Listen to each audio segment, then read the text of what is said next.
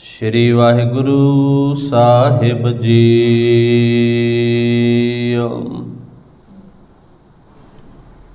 गुर का शब्द रतन है, हीरे जित जड़ाओ। शब्द रतन जित मन लागा, एहो होआ समाओ। शब्द सेती मन मिलिया,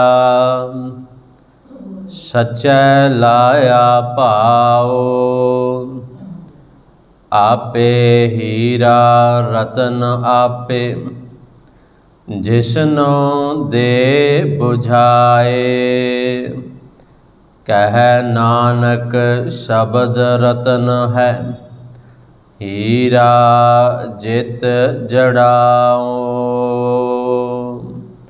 वाहिगुरु जी का खालसा, वाहिगुरु जी की फतेह। सतगुरां दी पावन पवित्र हजूरी विच जुड़ बैठे सत संगी जनों, वडभागे हो। नितनेम दी अमृतमई बाणी आनंद साहिब, जिस दी लड़ीवार कथा विचार आपां सरवण कर रहे हाँ। अज इसे अमृतमई बाणी दी 25वीं पौड़ी आप जी ने श्रवण की है। सतगुरां दे मुबारक अंग 920 दे उपर ये पौड़ी दर्ज है। इस पावन पौड़ी दे अंदर बख्शिश कीतियां सतगुरां दियां रहमतां, शब्द नूं किड्डा वड्डा दर्जा गुरु अमरदास सच्चे पातशाह जी ने बख्शिया है।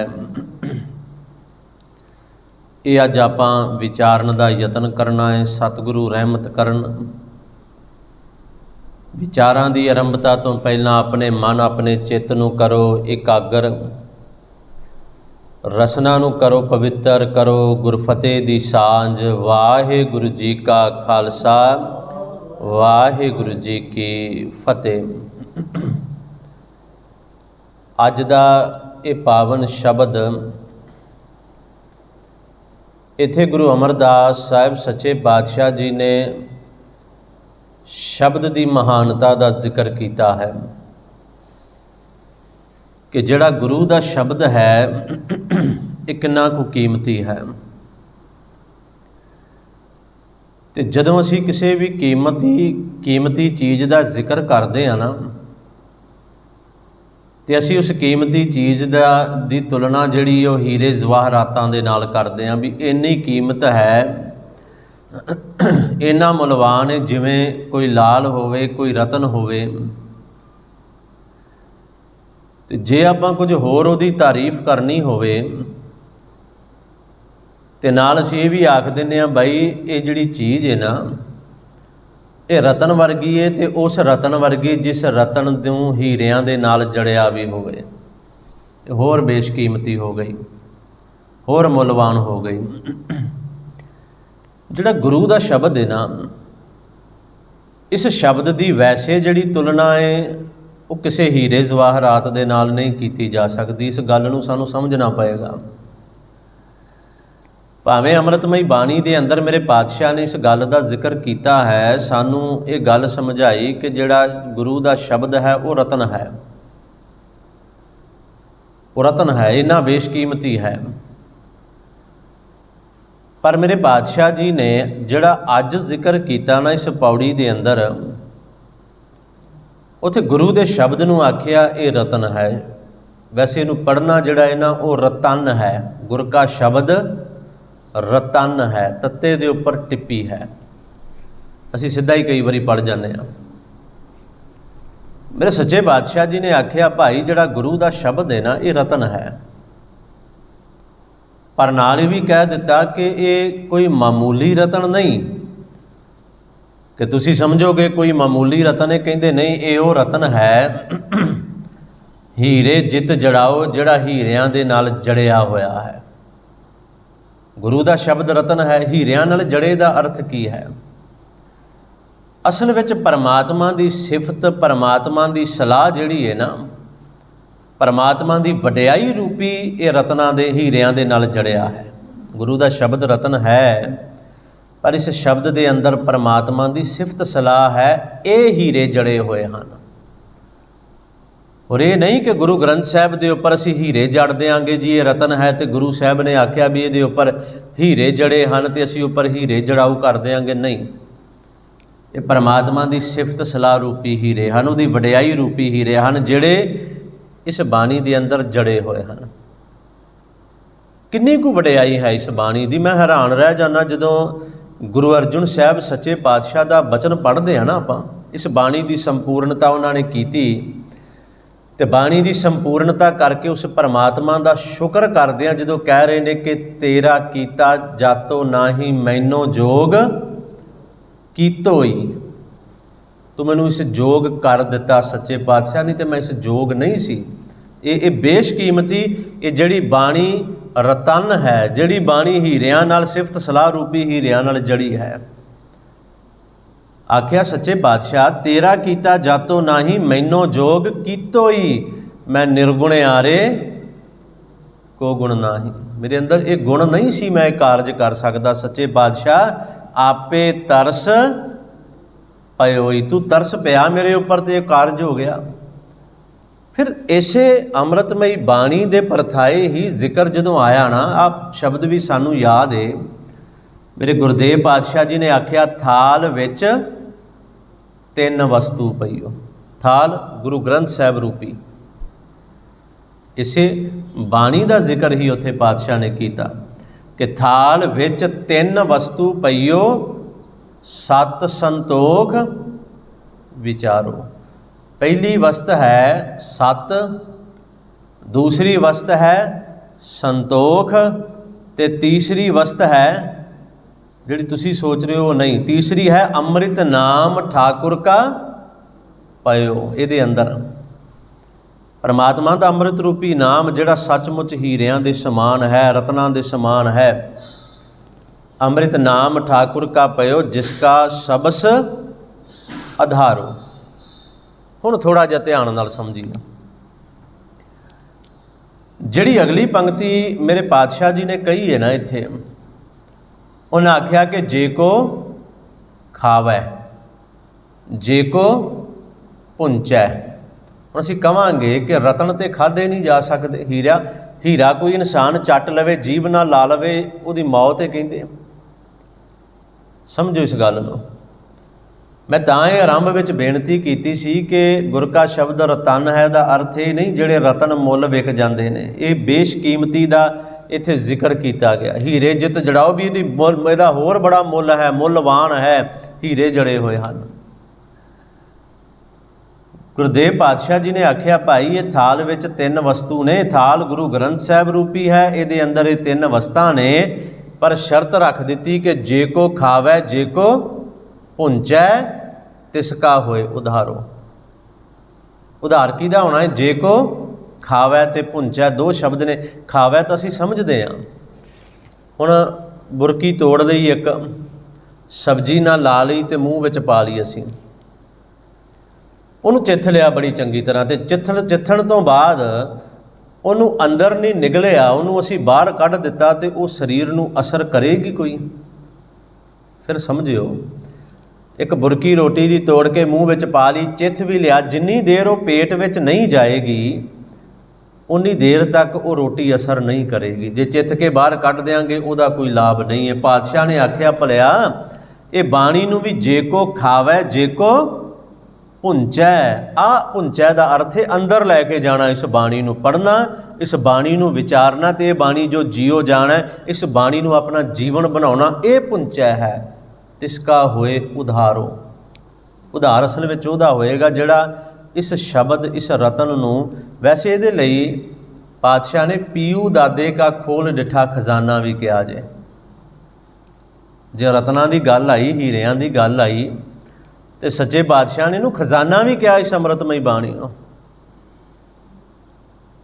ਇਹਦੇ ਵਰਗਾ ਖਜ਼ਾਨਾ ਕੋਈ ਦੂਜਾ ਨਹੀਂ। ਕੱਲ੍ਹ ਭਾਈ ਸਾਹਿਬ ਬੜੇ ਕਮਾਲ ਦਾ ਬਚਨ ਕਹਿ ਰਹੇ ਸਨ ਅਸੀਂ ਅਖੰਡ ਪਾਠ ਸਾਹਿਬ, ਅਸੀਂ ਸਹਿਜ ਪਾਠ ਭਾਈ ਸਾਹਿਬ ਤੋਂ ਕਰਵਾਉਣੇ ਆ ਤੇ ਅਸੀਂ ਬਾਣੀ ਨਹੀਂ ਖਰੀਦਦੇ।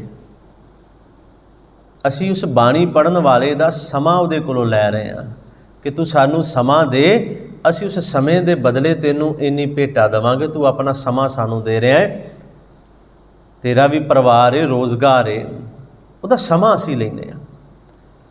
ਇਹ ਪੀਊ ਦਾਦੇ ਦਾ ਖਜ਼ਾਨਾ ਹੈ, ਬੜਾ ਵੱਡਾ ਖਜ਼ਾਨਾ। ਪੀਊ ਦਾਦੇ ਕਾ ਖੋਲ ਡਿਠਾ ਖਜ਼ਾਨਾ, ਤਾਂ ਮੇਰਾ ਮਨ ਭਇਆ ਨਿਦਾਨਾ।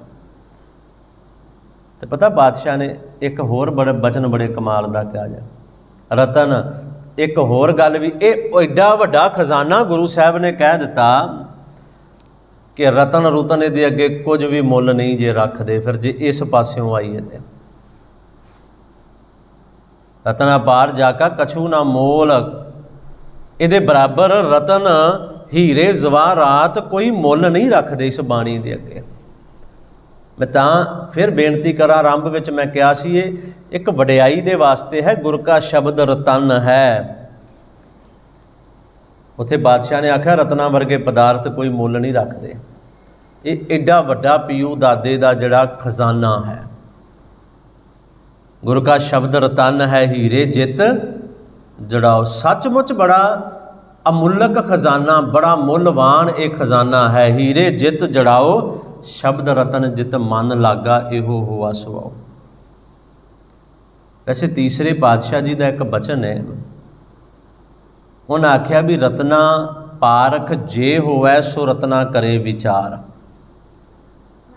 ਰਤਨਾ ਪਾਰਖ ਜੇ ਹੋਵੈ, ਜੇ ਕੋਈ ਇਨਸਾਨ ਰਤਨਾ ਦਾ ਪਾਰਖੂ ਹੋਏਗਾ ਨਾ, ਜਿਹਨੂੰ ਰਤਨਾ ਦੀ ਸਮਝ ਹੈ, ਉਹੀ ਉਹਨੂੰ ਪਰਖ ਸਕਦਾ ਹੈ, ਉਹਦੀ ਵਿਚਾਰ ਕਰ ਸਕਦਾ ਹੈ ਵੀ ਆਹ ਰਤਨ ਜਿਹੜਾ ਇੰਨਾ ਮੁੱਲਵਾਨ ਹੈ, ਆਹ ਰਤਨ ਇੰਨਾ ਮੁੱਲਵਾਨ ਹੈ।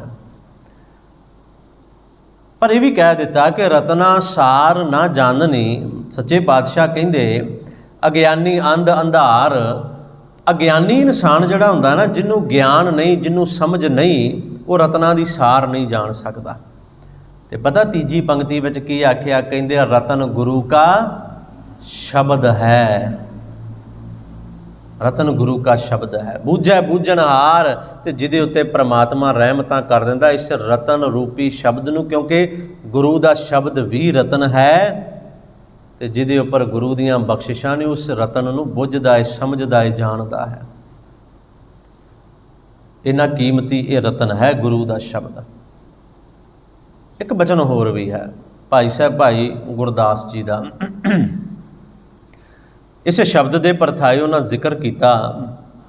ਕਹਿੰਦੇ ਜੈਸੇ ਤੋਂ ਸਕਲ ਨਿਧ ਪੂਰਨ ਸਮੁੰਦਰ ਵਿਖੈ, ਹੰਸ ਮਰ ਜੀਵਾ ਨਿਹਚੈ ਪ੍ਰਸਾਦ ਪਾਵਹੀ। ਜਿਵੇਂ ਸਮੁੰਦਰ ਦੇ ਅੰਦਰ ਸਾਰੇ ਪਦਾਰਥ ਮੌਜੂਦ ਨੇ ਨਾ, ਸਮੁੰਦਰ ਵਿੱਚ ਸਭ ਕੁਝ ਹੈ, ਪਰ ਜਿਹੜਾ ਉਸ ਸਮੁੰਦਰ ਦੇ ਅੰਦਰ ਚੁੱਭੀ ਲਾਉਂਦਾ ਹੈ ਨਾ, ਉਹਨੂੰ ਹੀ ਮਿਲੇਗਾ ਕੁਝ, ਜਿਹੜਾ ਬਾਹਰ ਖੜਾ ਉਹਨੂੰ ਕੁਝ ਨਹੀਂ ਮਿਲੇਗਾ। ਚੁੱਭੀਆਂ ਲਾਉਣ ਵਾਲੇ ਬੜਾ ਕੁਝ ਅੰਦਰੋਂ ਲੱਭ ਕੇ ਲੈ ਆਉਂਦੇ ਨੇ।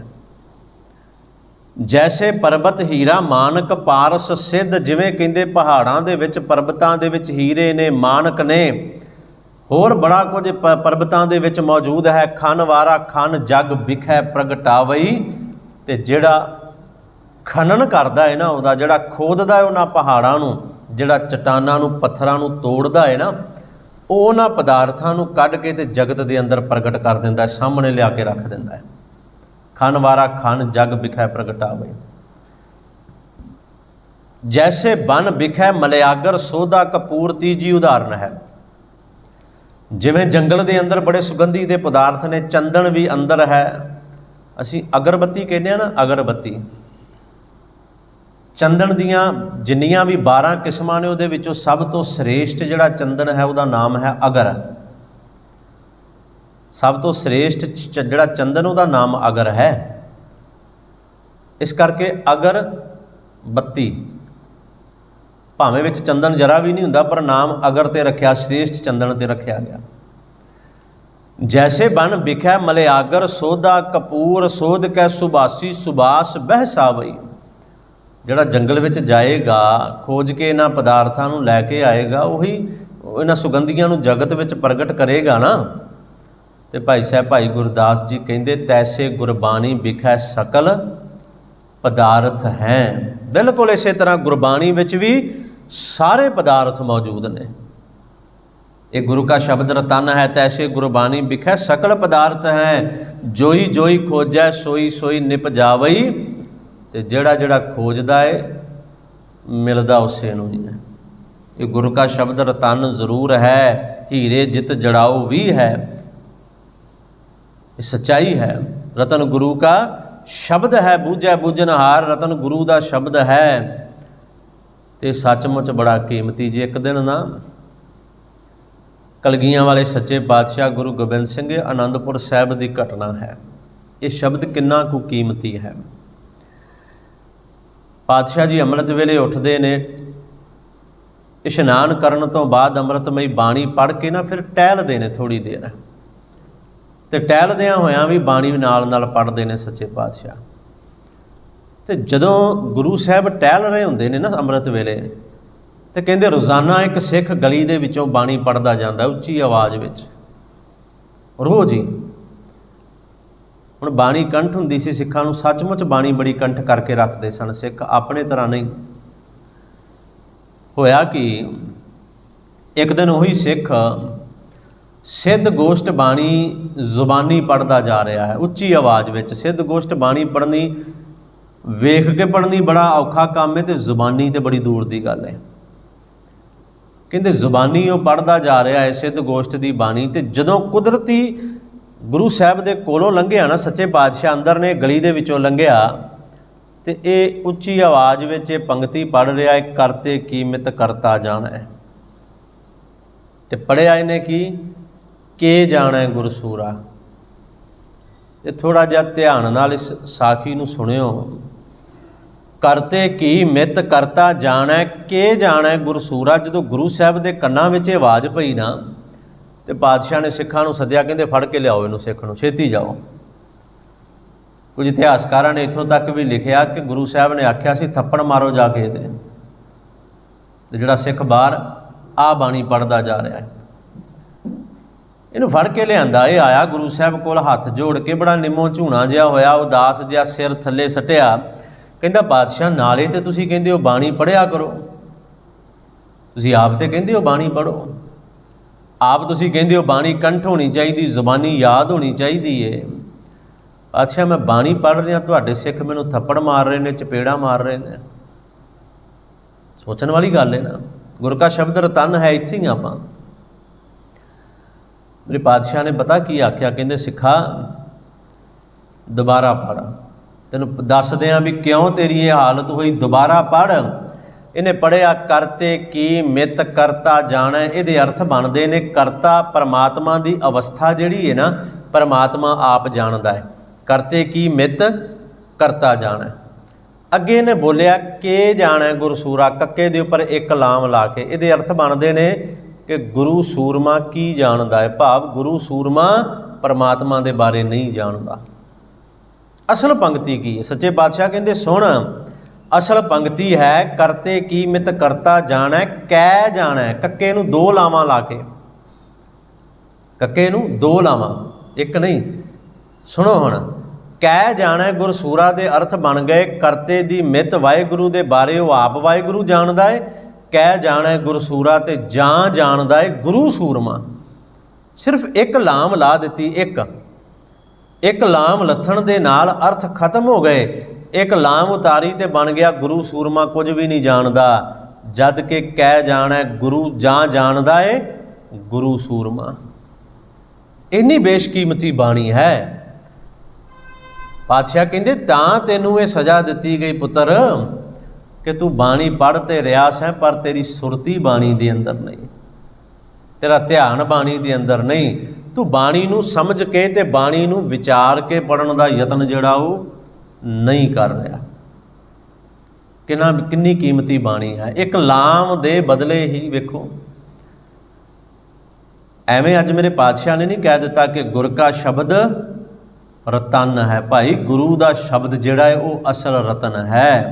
हीरे जित जड़ाओ ते गुरु का शब्द रूपी रतन सिफत सलाह दे हीरियां दे नाल जड़िया पिया है। ये शब्द पता किहड़ा है? जिन्हों पातशाह ने आख्या वाह वाह बाणी निरंकार है, गुर का शब्द रतन है। तिस जेवड़ अवर ना कोई, वाह वाह बाणी निरंकार। इहदे वर्गा इहदे समान इहदे जिड्डा कोई होर नहीं। किड्डा उच्चा दर्जा बाणी नूं दे दिता। गुर का शब्द रतन है, हीरे जित जड़ाओ।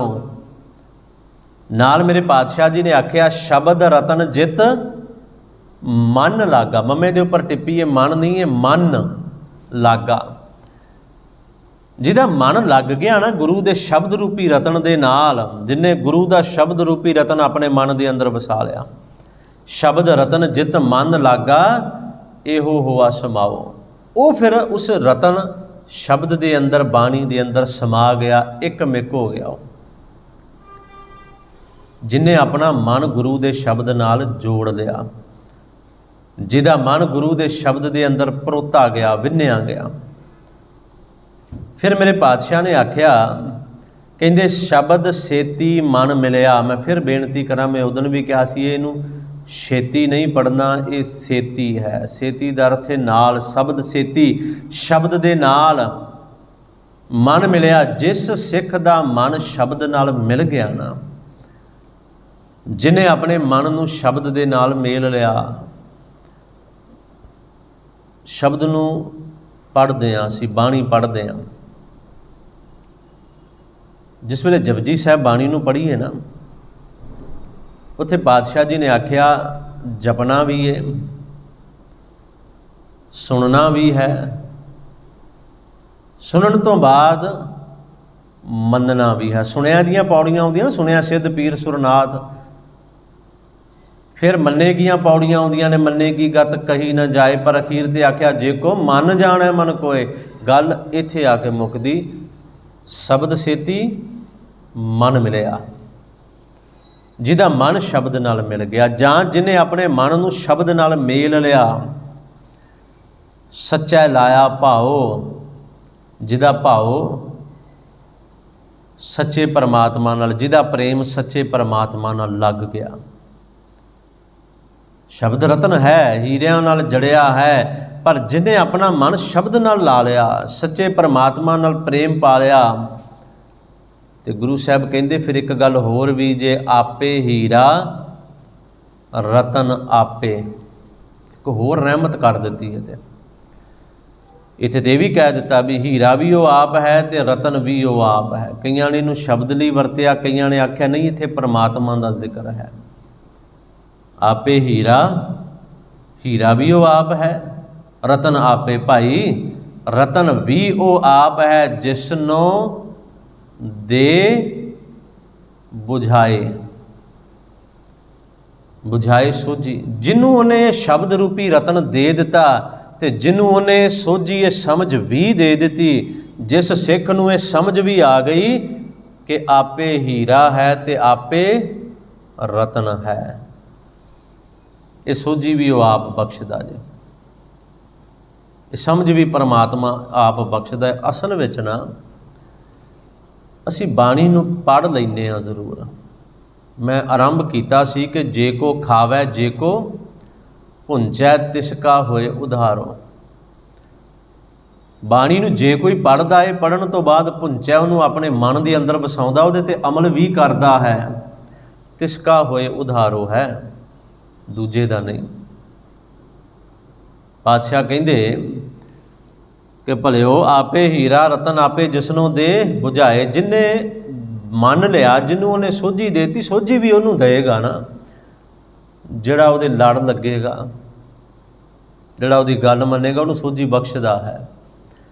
तो अखीरली पंक्ति विच मेरे पातशाह ने आख्या कहै नानक, गुरु अमरदास सच्चे पातशाह कहंदे मैं कह रहा हाँ, मैं तुहानूं दस रहा हाँ, कहंदे मैं तुहानूं समझा रहा। ये गल किहड़ी? कहै नानक शब्द रतन है। दूजी बारी वेखो, पहली ध्यान दिया जे मेरे वाल, पहली पंक्ति दे अंदर शब्द है रतन, रारा तत्ते दे उपर टिप्पी ते नन्ना, रतन, गुर का शब्द रतन है। अखीरली पंक्ति दे अंदर आख्या कहै नानक शब्द रतन है। ये रतन नहीं है, ये रतन, सीधा रारा तत्ता ते नन्ना। अर्थ इको ही ने। कह नानक शब्द रतन है, हीरा जित जड़ाओ। पातशाह कहते मैं फिर तेनों कह रहा गुरु अमरदास पातशाह कि जिहड़ा शब्द है वो रतन है भलिया, ये वो रतन है जिहड़ा परमात्मा की सिफत सलाह रूपी हीरियां दे नाल जड़िया होया है। भाव ये बड़ा बेशकीमती गुरु का शब्द है। तो ये जिहड़ा शब्द रतन क्यों है? क्योंकि ये शब्द परमात्मा का शब्द है। ये कीमती क्यों है? फिर सुनियो, ये परमात्मा का शब्द है, किसी होर दा नहीं। गुरु साहब ने खुद कहा जैसी मैं आवै खसम की, किहदी बाणी? खसम की। गुरु नानक साहब ने किते नहीं आख्या मेरी बाणी है, कते नहीं। वो तो वार वार ये तो लालो नूं संबोधन करके कह रहे सन ना कि जैसी मैं आवै खसम की बाणी, तैसड़ा करी ज्ञान वे लालो, वे लालो जिहो जी मैनू खसम की बाणी आ रही मैं तेनों ओहो जी सुना रहा। ये आमद है, ये रतन क्यों है? बेशकीमती क्यों? क्योंकि ये बाणी उस खसम की बाणी है, उस वाहिगुरू की बाणी, उस परमात्मा की बाणी है। ये जिहड़ा शब्द है, शब्द कितना को कीमती है। मेरे पातशाह ने अमृतमई बाणी विच भी जिक्र किया है कि शब्द है जिहड़ा पैदा करने वाला है, तो शब्द शब्दे ही फिर ओपत होवै, शब्द नाश करने वाला है, तो शब्द ही जिहड़ा है वो फिर पैदा करने वाला भी है। गुर का शब्द रतन है, शब्द बोल है। कीता कवाओ, कवाओ कूया, एक बार कूया। असी पिंडां विच कहंदे तू कूंदा नहीं बई, बोलदा नहीं। परमात्मा कीता बसाओ, एक बार वो कूया, एक बार बोलिया, एको शब्द दे नाल सारा पसारा हो गया। कीता पसाओ एको कवाओ। गुरु का शब्द रतन है, सचमुच रतन है गुरु का शब्द। तो वडभागे हाँ कि इस गुरु के शब्द रूपी रतन के नाल सानू जुड़न का मौका मिलिया है। असी सचमुच वडभागे हाँ। तो जे फिर भी ना जुड़ीए तो फिर अभागे हाँ, बदकिस्मत हाँ फिर कि इन्ना मौका सानू मिलिया इस गुरु के शब्द रूपी रतन नाल जुड़न का। मिल के अरदास करिए सच्चे पातशाह इस शब्द रूपी रतन के नाल जिहड़ा सिफत सलाह दे हीरियां नाल जड़िया पिया है ना, इस शब्द के नाल सानू भी जोड़ लो, साडा मन भी इस शब्द के नाल लग जाए। सो सतगुरु रहमत करन। इन्नियां को बेनतियां जाप जी ने प्रवान कर लैणियां। गुर शब्द गुर इतिहास की विचार करदियां होइयां बेअंत भुल्लां दी खिमा। सतगुरु सच्चे पातशाह ते आप सरबत संगत बख्शनहार है जी। करो गुरफतेह दी सांझ। वाहिगुरू जी का खालसा, वाहिगुरू जी की